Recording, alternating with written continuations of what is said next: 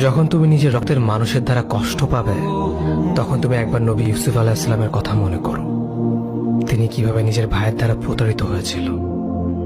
যখন তোমার বাবা মা না বুঝেই তোমার বিরুদ্ধাচরণ করে, তখন নবী ইব্রাহিম আলাইহিস সালামের কথা মনে করো।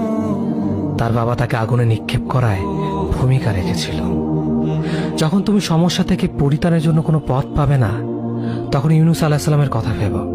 তিনি কতটা সময় তিমি মাছের পেটে আটকা পড়েছিল।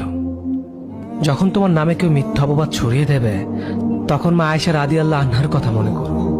তার নামে পুরো শহর জুড়ে কুৎসা রচনা করা হয়েছিল। যখন তুমি অসুস্থ ব্যথার যন্ত্রণায় কাতরাতে থাকো, তখন নবী আইয়ুব আলাইহিস সালামের কথা ভেবো। তিনি ভয়ঙ্কর এক ভাইরাসজনিত রোগে আক্রান্ত হয়ে তোমার থেকে বেশি কষ্ট পেয়েছিল। যখন তুমি দিনের কোনো বিধান নীতিতে যুক্তি খুঁজে পাও না, তখন নবী নূহ আলাইহিস সালামের কথা ভেবো। তিনি কোনো প্রশ্ন ছাড়াই মরুভূমিতে নৌকা তৈরি করেছিল।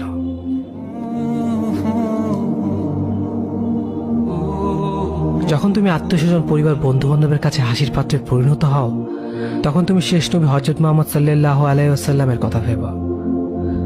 রাসূল সাল্লাল্লাহু আলাইহি ওয়াসাল্লাম বলেছিলেন, সবচেয়ে বড় পরীক্ষা দিয়েই সব থেকে বড় পুরস্কার আসে। যখন আল্লাহ কাউকে ভালোবাসেন, তখন তাকে পরীক্ষা করেন, এবং যে এই পরীক্ষাগুলো মেনে নেয়, সে আল্লাহর সন্তুষ্টি অর্জন করে। আর যে অভিযোগ করে, সে তার ক্রোধের পাত্র হয়। হে আল্লাহ, তোমার কথা মনে করা, তোমার প্রতি কৃতজ্ঞ হওয়ার এবং তোমার ইবাদত করার তৌফিক আমাদের দান করো। আমিন।